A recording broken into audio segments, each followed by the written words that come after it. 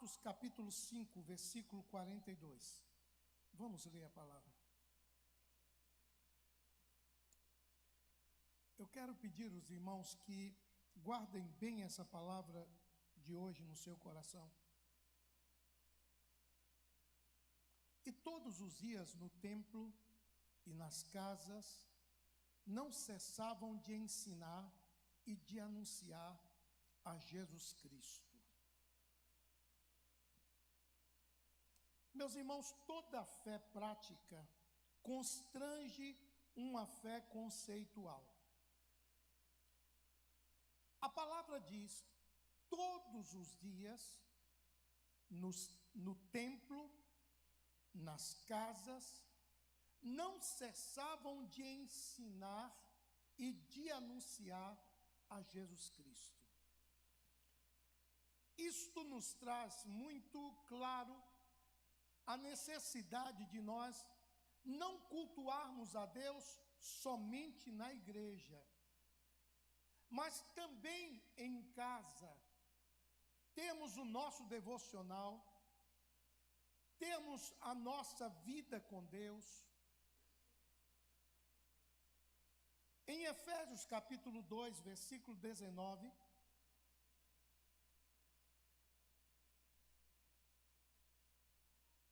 assim que já não sois estrangeiros, nem forasteiros, mas concidadãos dos santos e da família de Deus.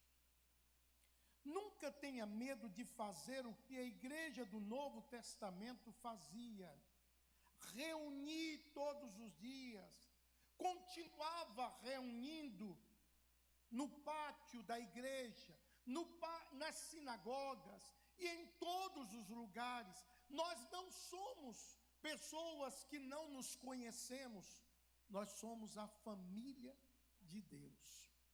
No livro de Atos 2:46, Atos capítulo 2, versículo 46 diz: e perseverando unânimes todos os dias no templo e partindo o pão em casa, comiam juntos com alegria e singeleza de coração. Meus irmãos, o templo e a casa fazem parte de uma igreja chamada Igreja Família. A igreja saudável não é apenas um lugar de virmos aos domingos.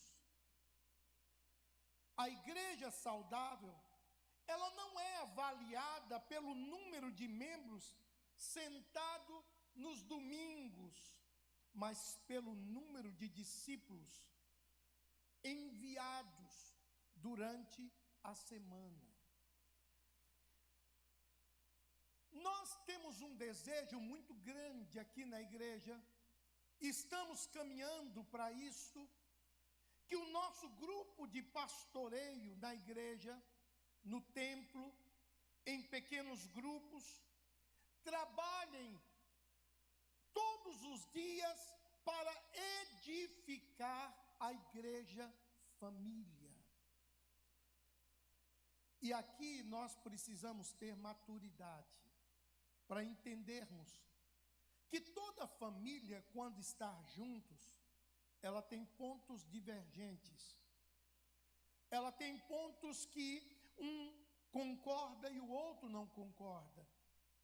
Mas a família sempre se acerta e sempre caminham juntos. A igreja não é diferente. Tem coisas que uns irmãos têm uma opinião, outros irmãos têm outra opinião. Mas nós precisamos caminhar como uma família. Nós temos um objetivo, ir para o céu. Nós temos um objetivo, viver o Evangelho de Cristo na terra. Somos uma igreja biblicamente profética. Somos uma igreja biblicamente pastoral. Somos uma igreja biblicamente apostólica. Deus estabeleceu na terra família biológica e a família espiritual. E as duas com o fim de abençoar a humanidade. Sem elas, a família biológica, e sem elas, a família espiritual, o mundo entraria num caos. No livro de Efésios, capítulo 2, versículo 19 a 22, olha o que diz: assim que já não sois estrangeiros nem forasteiros, mas concidadãos dos santos e da família de Deus, edificados sobre o fundamento dos apóstolos e dos profetas, de que Jesus Cristo é a principal pedra de esquina, no qual todo edifício, bem ajustado, cresce para o templo santo no Senhor, no qual também vós juntamente sois edificados para a morada de Deus em espírito. O texto está falando sobre a igreja família, e ela pode não ser perfeita, mas a família precisa ser saudável. Na criação, na metodologia de Deus, Deus criou a família para abençoar a terra. Na redenção, na metodologia de Deus, Deus providenciou para redimir o homem e redimir os componentes da família. Na restauração, na metodologia de Deus, Deus trabalhou para restaurar o homem e restaurar a família. A igreja família, ela remove a orfandade espiritual. Orfandade espiritual é tanto o resultado como a causa do pecado. Tem muitos irmãos que têm dificuldade. Um dia nós estávamos na Getsemane e o pastor Jorge estava pregando, e ele falou que ele tinha uma dificuldade muito grande de falar a palavra pai, porque o pai dele abandonou a família quando ele ainda era muito novo, e ele não conseguia orar e falar com Deus Pai, porque pai para ele era quem abandonava, pai para ele é quem não supria.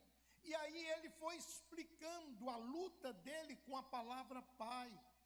Ele foi explicando a luta dele com o significado da palavra pai. E muitos irmãos têm essa dificuldade, e por isso que mesmo depois de aceitar Jesus, por não compreender o que significa a palavra pai, continuam se sentindo órfãos, por causa do resultado e da causa do pecado. Meus irmãos, a adoção, o espírito da adoção vem através da revelação do amor do Pai para cada um de nós. E a Bíblia diz: porque Deus amou o mundo de tal maneira que deu seu Filho unigênito, para que todo aquele que nele creia não pereça, mas tenha vida eterna.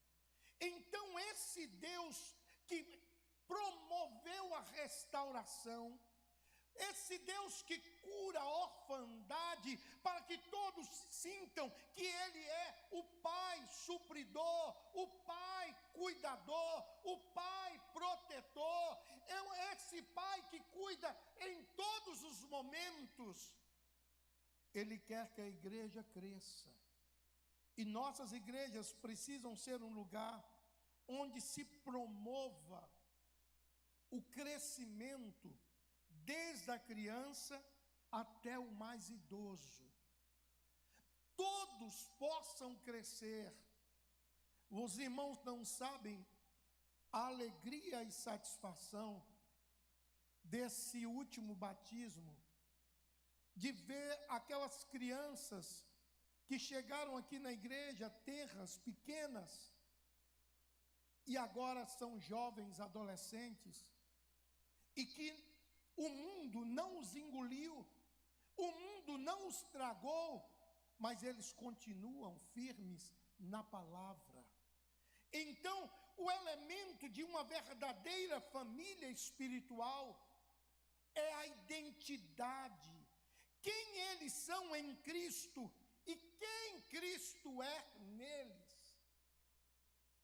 A identidade de cada crente é quem eu sou em Cristo e quem Cristo é dentro de mim. Cada um de nós precisamos saber quem nós somos. Nós somos filhos de Deus, gerados do céu, nova criatura, mais do que vencedor, herdeiro de Deus.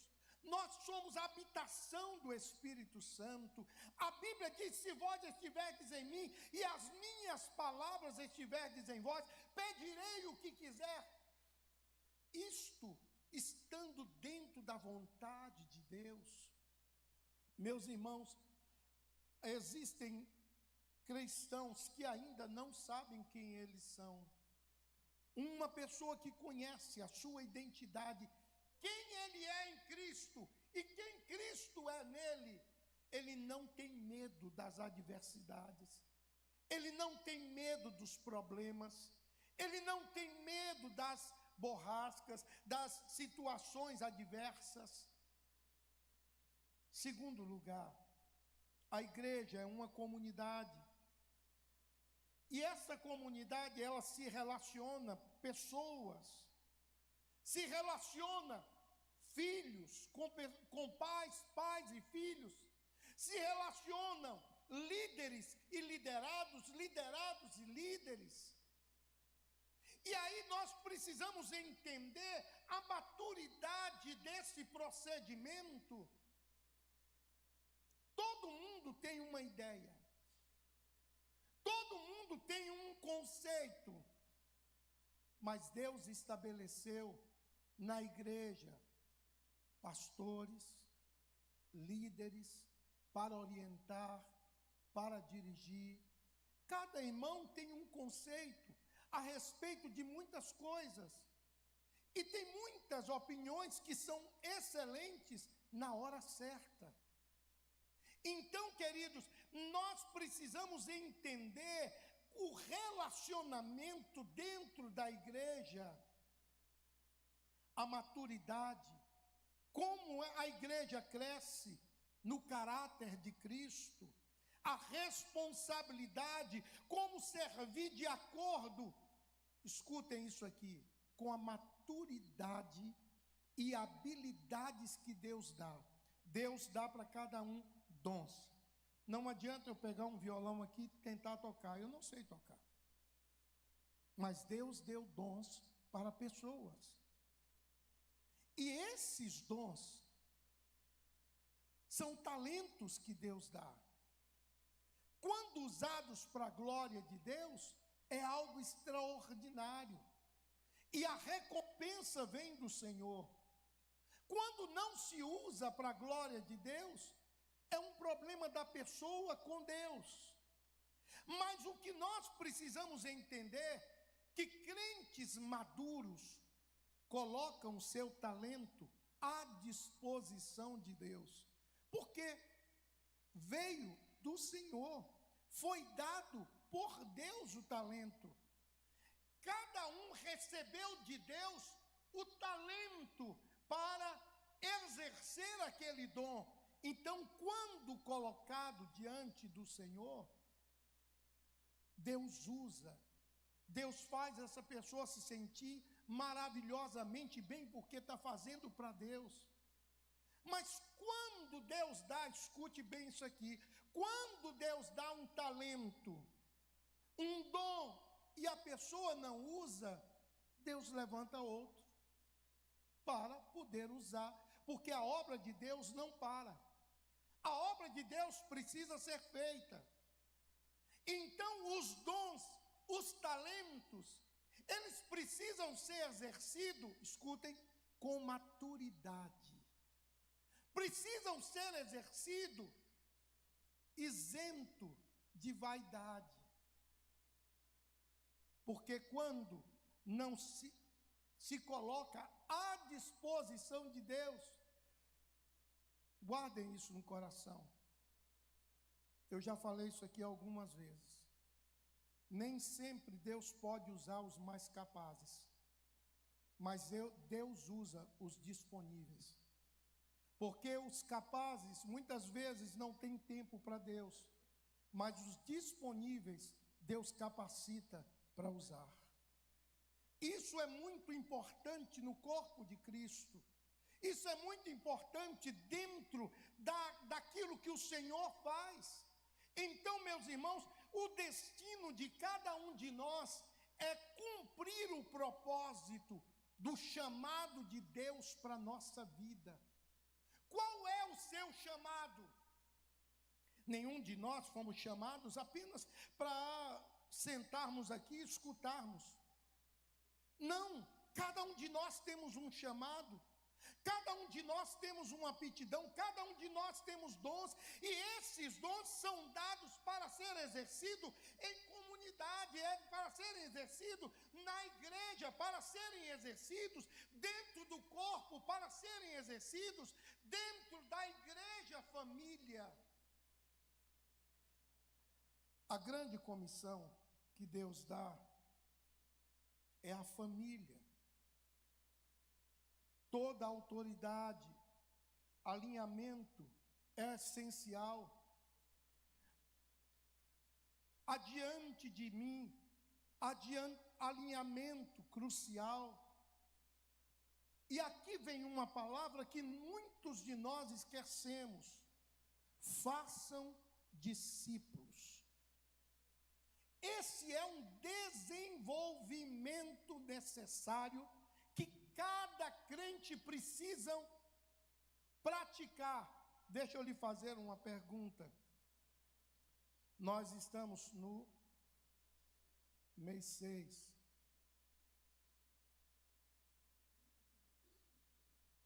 Quantas almas você ganhou de janeiro até agora? E as almas ganhas, você está discipulando? Pastor, isso é responsabilidade da igreja? Não. Nós somos discipuladores. Nós somos pessoas que precisamos discipular quem nós ganhamos para o Senhor. A igreja, a família tem uma grande comissão. A família de Deus, a igreja, ela tem uma grande comissão. Foi dado autoridade a ela, e esse elemento é essencial. A igreja recebeu de Deus autoridade. A igreja recebeu uma palavra: vá adiante de mim, a minha bênção está sobre vocês. E ele diz: façam discípulos, preguem a palavra, estude a palavra, desenvolva a palavra com aqueles que são da sua intimidade. O quarto é batizando-os. Identidade vem antes do destino. O nosso destino é o céu. Mas há uma palavra para nós: todo aquele que crê e for batizado será salvo. As pessoas não têm ideia do significado do batismo. O batismo é para cumprir uma ordenança. Se é ordem, não pode ser questionada. Se é sugestão, pode ser adiada. Mas ordem, não. Ordem se executa. O batismo é algo que todo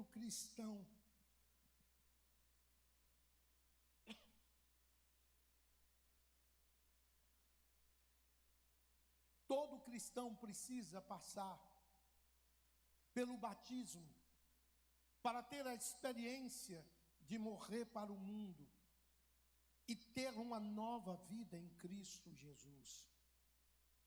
Meus irmãos, e aí, por último, a igreja,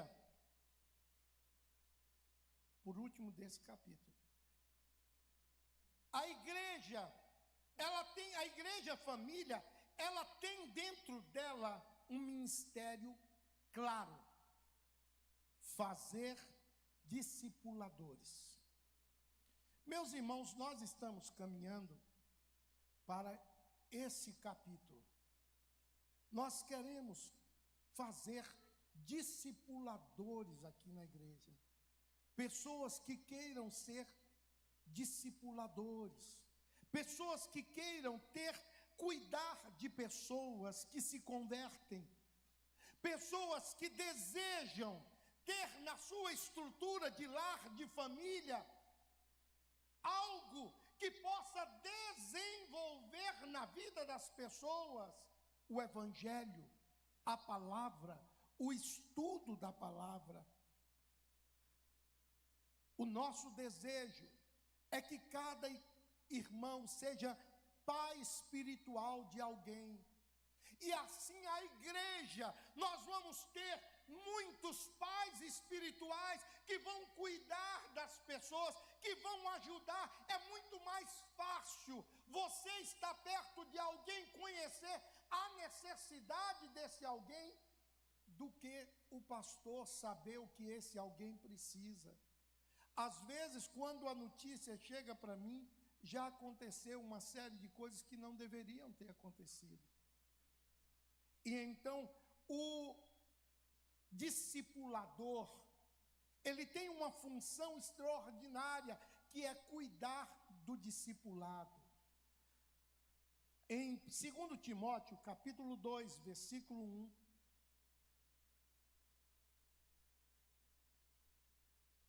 tu, pois, meu filho, fortifica-te na graça que há em Cristo Jesus. Meus irmãos, o discipulado, eu quero aqui chamar a sua atenção.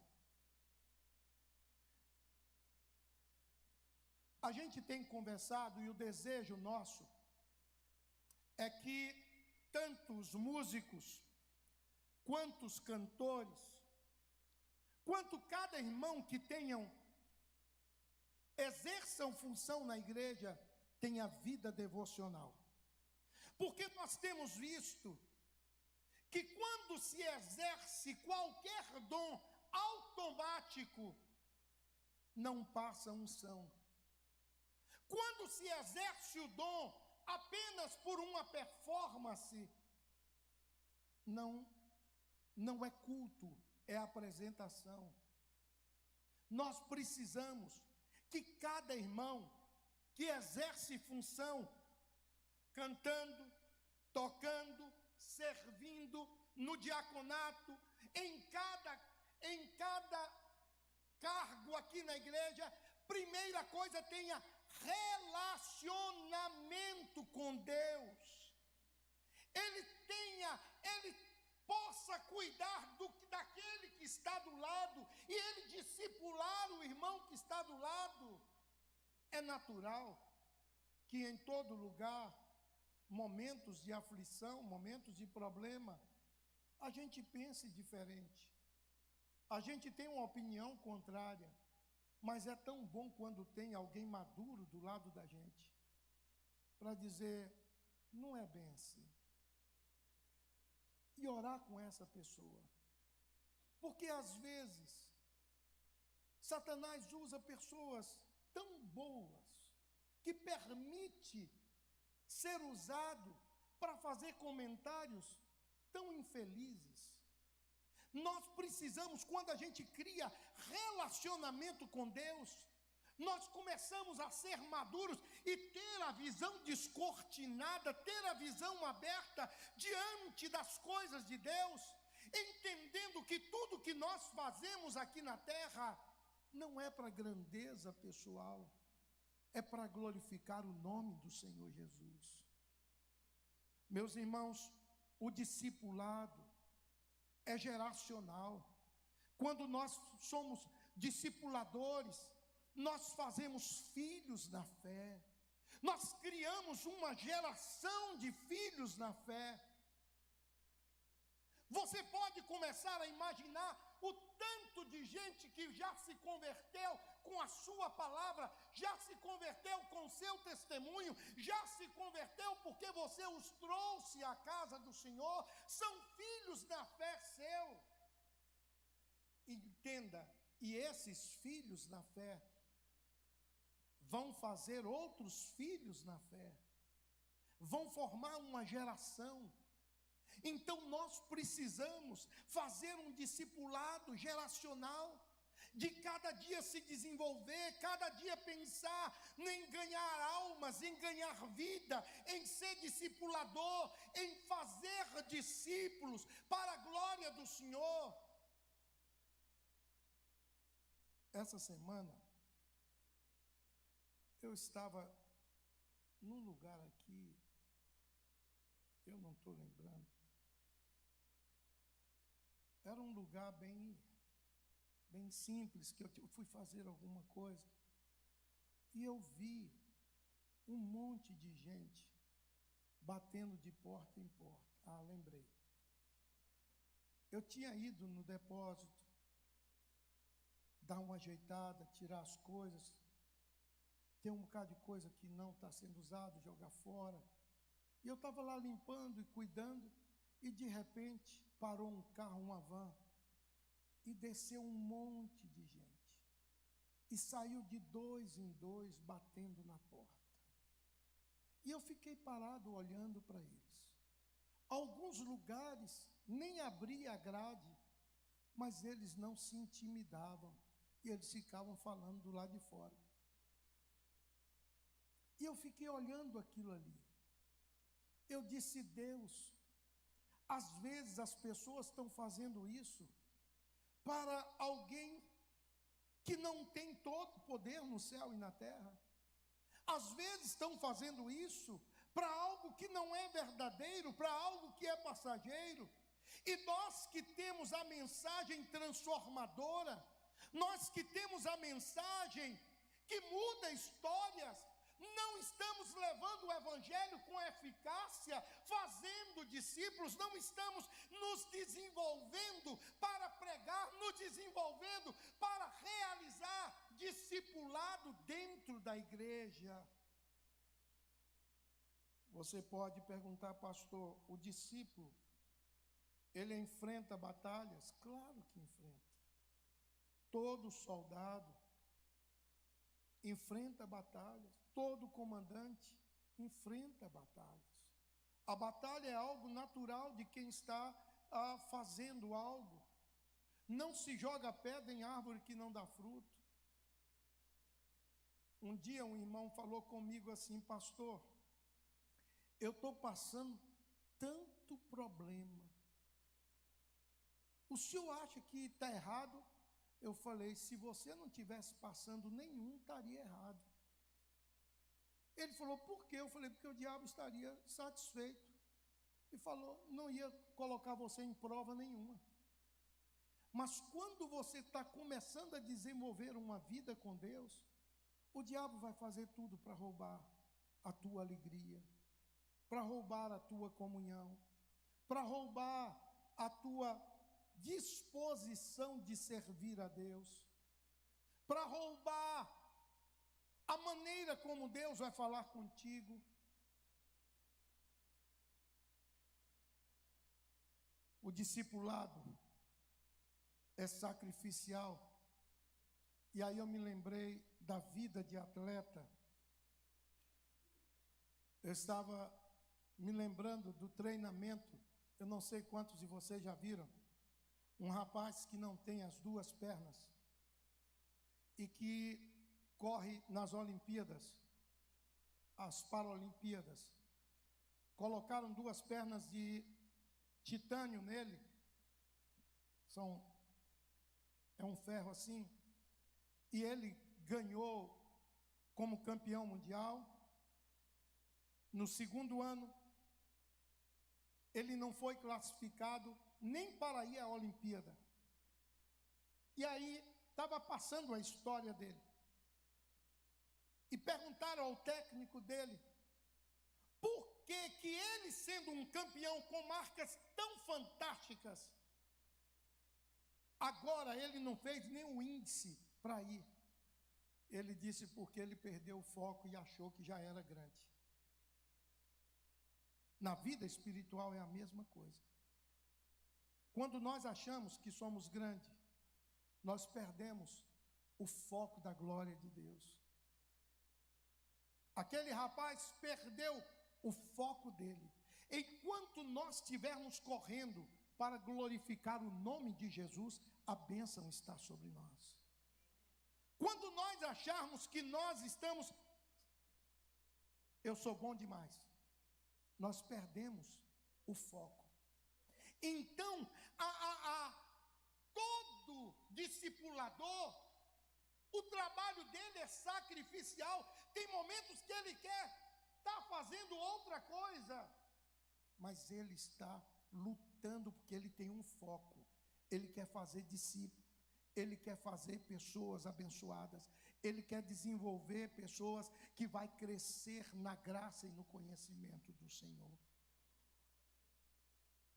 Todo discipulado, Deus abençoa, e ele é próspero, porque a bênção não vem do homem, a bênção vem do Senhor. Toda pessoa que tem o foco em fazer para Deus, Deus cuida da vida dele. Deus abençoa, porque Deus não fica devendo nada a ninguém. Deus é supridor, Deus é aquele que cuida em cada detalhe da nossa vida. Dito isto, para edificar uma igreja família, entenda o princípio da igreja família. Efésios 2:19. Assim que já não sois estrangeiros, nem forasteiros, mas concidadãos dos santos e da família de Deus. Estrangeiro e forasteiro não tem raiz. Estrangeiro e forasteiro não levam a sua cultura. No caso dos forasteiros, eles vivem ilegais e sem pertencimento, não se sentem daquele lugar. Eu convivi com muitos forasteiros nos Estados Unidos. Por mais que ele viva lá, por mais que ele trabalhe, ele não se sente ele não sente pertencimento àquele país e àquela nação, porque ele é um estrangeiro ilegal. Meu irmão, eu quero te dizer, a Bíblia diz, você não é forasteiro, você não é um estrangeiro. Escuta, você é um santo, você é um membro da família de Deus. Se é santo, membro da família, você tem uma raiz. Se é santo, membro da família, você tem uma cultura. Se é santo, membro da família, você tem legalidade, você tem santidade, você tem pertencimento. Eu pertenço à família de Deus, eu tenho direitos conquistados, eu tenho a garantia do cuidado, eu tenho a garantia da bênção do Senhor sobre a minha vida. Quanto mais orgânica e espiritual a família for, mas ela vai se desenvolver de forma sobrenatural. Existe uma lacuna no ensino da igreja que Paulo denunciava em 1 Coríntios capítulo 4, versículo 15. Paulo denunciava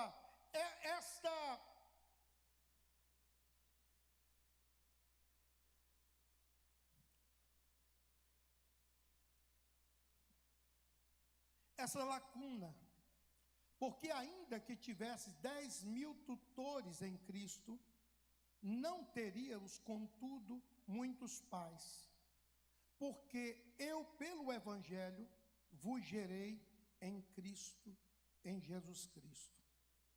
Paulo estava dizendo, todos vocês são filhos na fé do ministério que Deus me deu. Eu ganhei almas. Essas almas foram enviadas e ganharam outras almas. E essas outras almas foram enviadas e ganharam outras almas. Então nós temos uma raiz, nós temos uma essência, nós temos uma história, nós temos um caminho percorrido. A igreja, ela não se abre, igreja nasce. Ela tem uma história, toda igreja tem uma história. Para edificar uma igreja, família, estabeleça Cristo como fundamento profético dessa igreja. Em Efésios 2:20, diz-nos assim: edificando sobre o fundamento dos apóstolos e dos profetas, de que Jesus Cristo é a principal pedra de esquina. Meus irmãos, o fundamento da igreja, ele é profético, ele é pastoral e apostólico. Profético porque ele transforma a terra a partir dos princípios e valores do céu. Apostólico porque empodera e envia pessoas para cumprir a missão de pregar o evangelho a toda criatura.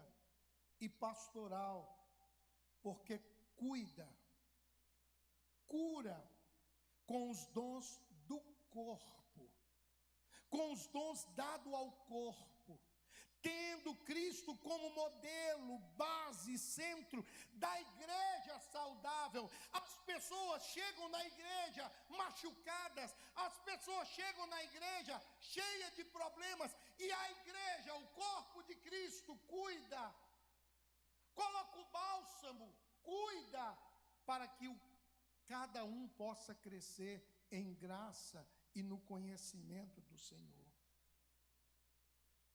O pastor Rick Warren,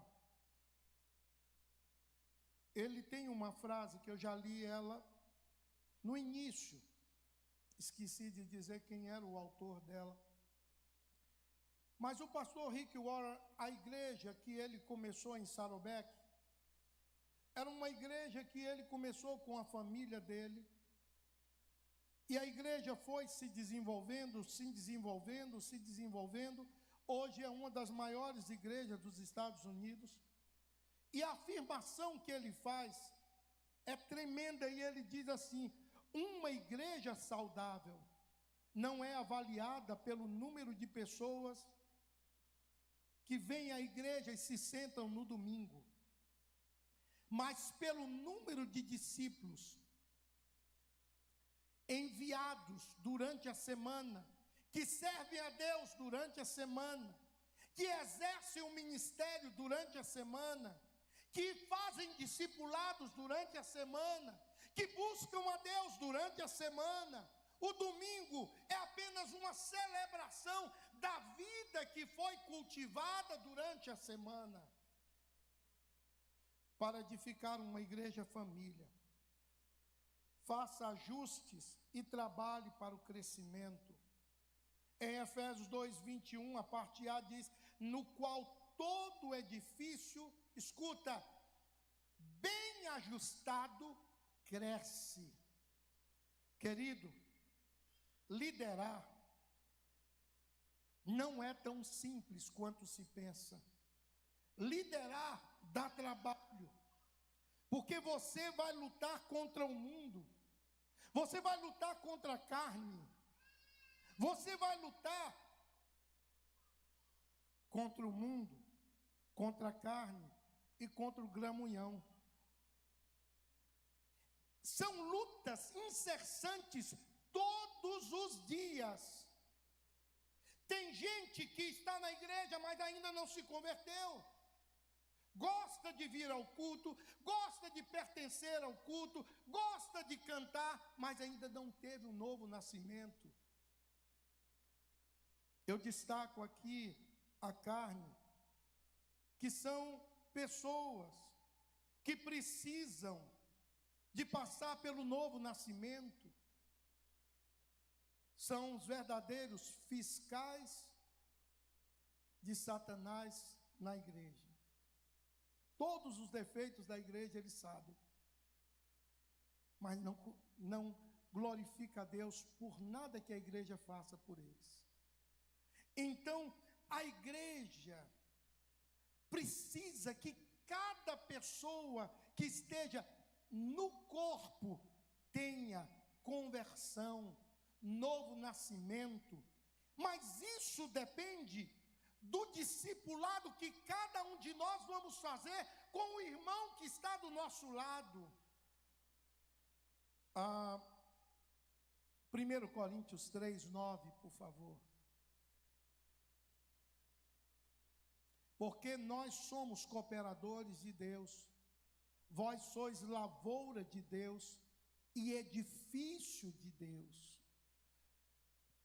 Cooperadores de Deus. Você já parou para pensar nisso? Deus te chamou para você ser cooperador de Deus, lavoura de Deus. Você está plantando para colher almas. Você está plantando para nascer almas. Você é um cooperador, você está plantando a palavra para criar uma lavoura de vidas abençoadas pelo Senhor. Em Atos capítulo 6, versículo 1 e depois o versículo 7, olha o que diz esses dois versículos. Ora, naqueles dias, crescendo o número dos discípulos, houve uma murmuração dos gregos contra os hebreus, porque as suas viúvas eram desprezadas no ministério cotidiano. E crescia a palavra de Deus em Jerusalém, e se multiplicava muito o número dos discípulos, e grande parte dos sacerdotes obedecia à fé. Crescia a palavra de Deus. Irmãos, não se cresce pessoas, cresce a palavra de Deus em nós. E em Jerusalém multiplicava o número de discípulos.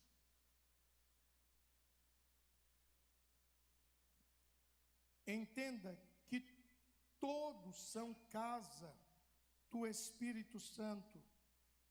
Em Efésios 2:21b e 22 diz: para tornar-se um santuário santo do Senhor, nele vocês também estão sendo juntamente edificados para se tornarem moradas de Deus por seu Espírito. Nesse templo espiritual que Jesus é a pedra de esquina, que Jesus é a pedra principal, somos todos edificados para sermos moradas do Espírito Santo. Você entendeu isso? Você não é qualquer coisa, você é morada do Espírito Santo. Tem irmãos que ainda não entenderam o que é ser morada. Habitação, o Espírito Santo habita em você, e se ele habita, a Bíblia diz que de uma fonte não pode sair água amarga e água doce. Ou sai água amarga, ou sai água doce. De uma fonte não pode sentar na mesa de Deus e na mesa de Satanás. Ou vamos servir a Deus, ou vamos servir a Satanás. Então, como morada do Espírito Santo, o nosso ministério, como prédio é fazer crescer, ser edificado na graça, na unção, no conhecimento. E todo prédio, para funcionar, ele tem regras, onde cada pessoa precisa obedecer às regras daquele lugar. Por exemplo, ontem, na hora que eu cheguei daqui, eu liguei a televisão, e estava passando que um ex-jogador mora num condomínio muito famoso no Rio, e ele estava fazendo tanta bagunça que fizeram um abaixo-assinado para tirá-lo do condomínio. E aí o repórter estava falando das coisas que essa pessoa estava fazendo. igreja, ela tem suas regras, ela tem seus costumes, ela tem suas maneiras de caminhar. E aqui eu quero chamar bem a sua atenção. A igreja só vai atrair pessoas que são espirituais quando ela for espiritual. A igreja só vai atrair pessoas cheias do Espírito Santo quando ela for uma igreja cheia do Espírito Santo.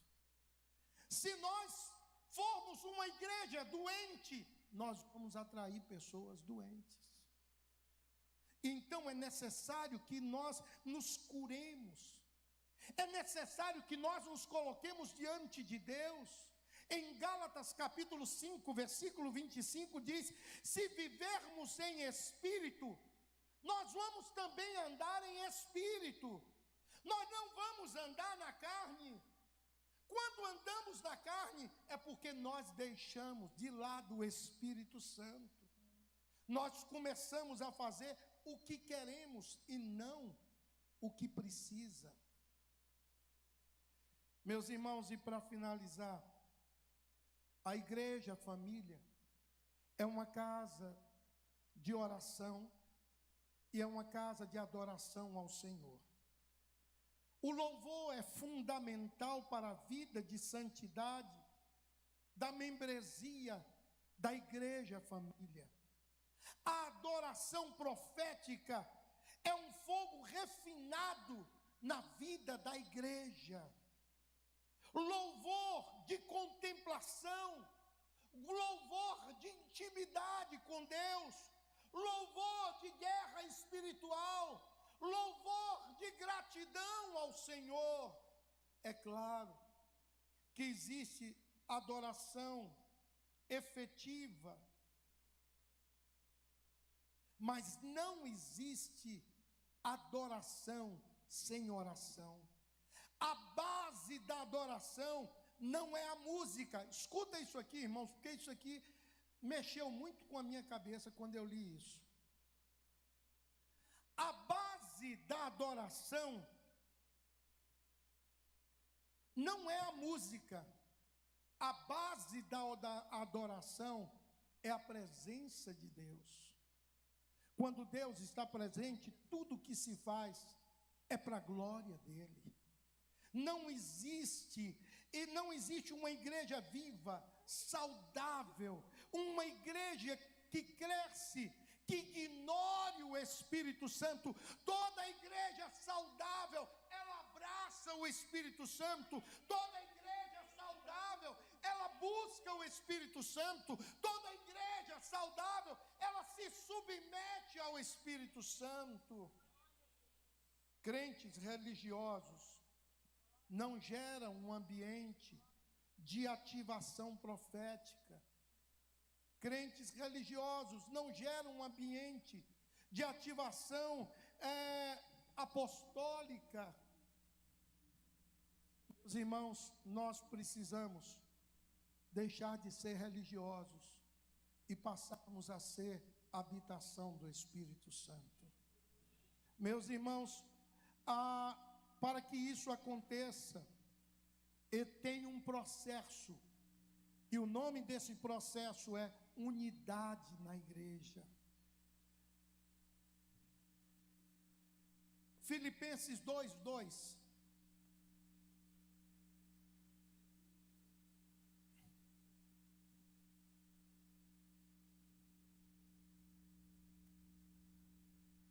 Filipenses 2:2 diz assim: completem a minha alegria, tendo o mesmo modo de pensar, o mesmo amor, o mesmo ânimo, sentindo uma mesma coisa. Irmãos, eu queria que você pudesse ler esse versículo comigo, não precisa ler em voz alta, eu só queria que você lesse.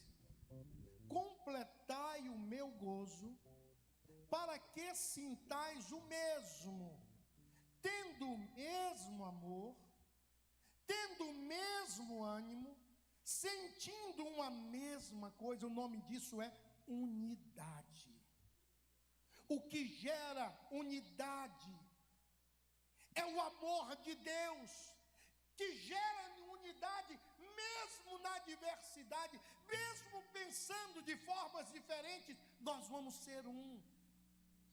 A visão da igreja, família, os fundamentos da igreja, a convergência da santidade, da adoração, vidas unidas, vidas que se entregam para ser moradas do Espírito Santo. Querido, transforme de uma forma efetiva a sua vida em uma vida de poder da palavra e uma vida de enchimento do Espírito Santo. Uma igreja, família formada de filhos, discípulos. Uma igreja, família formada de discípulos que discipulam. E tem no seu discipulado, ele forma filhos, e os seus filhos discipulam, e os seus filhos discipulam, e a igreja fica uma igreja discipuladora. Mateus capítulo 28, versículo 19 e 20. Portanto, ide e fazei discípulos de todas as nações, batizando-os em nome do Pai, do Filho e do Espírito Santo. Olha aí, ensinando-os a guardar todas as coisas que eu vos tenho mandado. E eis que estou convosco todos os dias, até a consumação dos séculos.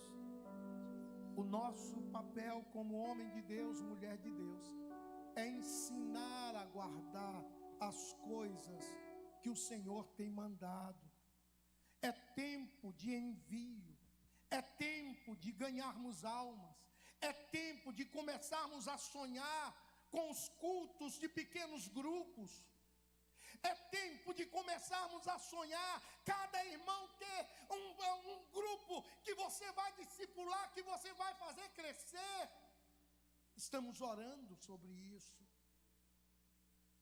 Querido, Salmo 127, versículo 4. Olha o que diz isso. Salmo 127, versículo 4. Como flechas na mão de um homem poderoso, assim são os filhos da mocidade. Você, meu irmão, na mão do Senhor, é uma flecha para alcançar esse mundo. Esse é o nosso maior empreendimento, gerar vidas transformadas. E finalizando com Abacuque capítulo 2, versículo 14. Abacuque 2,14. Portanto, a terra se encherá de conhecimento da glória do Senhor, como as águas cobrem o mar. Porque a terra se encherá de conhecimento. Quando é que a terra vai se encher de conhecimento? Quando eu começar a gerar discípulos. Quando os meus discípulos começarem a gerar discípulos. Quando os outros discípulos começarem a gerar discípulos. A terra se encherá do conhecimento da glória de Deus. Nós não podemos ficar como um mar morto, só recebendo. Chega aqui, a gente recebe uma palavra e vai embora. E essa palavra não germina, essa palavra não faz discípulos, esta palavra não é passada para frente, esta palavra não é pregada, essa palavra não é manifestada na vida dos outros. Queremos que os nossos vizinhos sejam transformados, mas nunca pregamos para eles. Queremos que os nossos amigos de prédio sejam transformados, nunca falamos de Jesus para eles. Queremos que as pessoas que tenham relacionamento conosco sejam transformados, mas nunca nos preocupamos de fazer deles discípulos para a glória do nome do Senhor. Vamos ficar